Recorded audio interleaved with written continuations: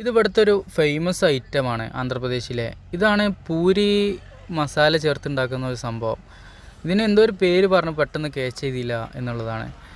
അതായത് നമ്മളെ തക്കാളി ചോറ് ഉണ്ടാക്കൂലേ, നമ്മളെ തക്കാളി കാര്യങ്ങളെല്ലാം വാട്ടിയിട്ട് ഉള്ളി കാര്യങ്ങളെല്ലാം വാട്ടിയിട്ട് അതിലേക്ക് മിക്സ് ആക്കിയിട്ട് ചോറുണ്ടാക്കിയിട്ട് കിട്ടുന്ന ആ ഒരു രൂപമുണ്ടല്ലോ, അതാണ് ഇതിൻ്റെ യഥാർത്ഥ ഒരു ഫീഡ്ബാക്ക് എന്ന് വേണമെങ്കിൽ പറയാം. ഇവരോടൊക്കെ സംസാരിച്ചിട്ട് കാര്യങ്ങൾ മനസ്സിലാക്കി കൊടുക്കുക എന്നുള്ളത് ഭയങ്കര ഒരു ടാസ്ക്കാണ്. നമ്മുടെ നാട്ടിലൊക്കെ വേറെ നമ്മളെ മലയാളം അറിയാത്ത ആളുകൾ വന്നു കഴിഞ്ഞാലുള്ള ഒരു രൂപമുണ്ടല്ലോ, അതേപോലെയാണ് ഞാനിവിടെ അനുഭവിക്കുന്നത്.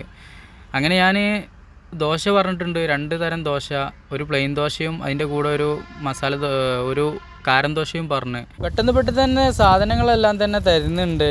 ചൂടോടെയാണ് സാധനങ്ങൾ തരുന്നത്. എല്ലാം തന്നെ അവിടെ ഇങ്ങനെ റെഡിയാക്കി വെച്ചത് കൊണ്ട് പെട്ടെന്ന് അതെടുത്ത് ഉണ്ടാക്കി തരുന്ന ഒരു പ്രൊസീജിയറാണ് ചെയ്തുകൊണ്ടിരിക്കുന്നത്. കൂടെ ഒരു ചട്നി കിട്ടി, പിന്നീട് ഒരു ആലുകറിയും കിട്ടിയിട്ടുണ്ട്. ചട്നി ഒരു പുതിനയുടെ ഒക്കെ ഒരു ടേസ്റ്റാണ് കിട്ടിയത്. നമുക്ക് അത്ര തന്നെ അങ്ങോട്ട് ഇഷ്ടപ്പെടില്ല, എങ്കിൽ കൂടി കഴിക്കാം എന്നുള്ളത് മാത്രമേ പറയാൻ പറ്റുള്ളൂ.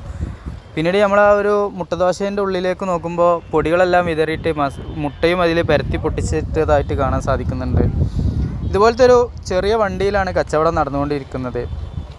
2 സ്ത്രീകളാണ് കച്ചവടം ചെയ്തുകൊണ്ടിരിക്കുന്നത്. പിന്നീട് അവിടേക്ക് ഇങ്ങനെ നോക്കിയപ്പോൾ ഫ്ലാസ്ക് കാണാൻ സാധിച്ച്. ഫ്ലാസ്ക് ഉണ്ടെന്നുണ്ടെങ്കിൽ ചായ ഉണ്ടാവും എന്നുള്ള അടിസ്ഥാനത്തിൽ ഞാനൊരു ചായയും പറഞ്ഞിട്ടുണ്ട്.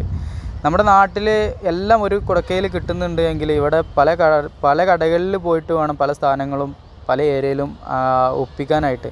നമുക്കൊക്കെ ബ്രേക്ക്ഫാസ്റ്റിൻ്റെ കൂടെ ഒരു ചായ മസ്റ്റാണല്ലോ. ഇവിടെ ചില കടകളിൽ ചായ കിട്ടില്ല എന്നുള്ളത് ഒരു പ്രത്യേകതയാണ്.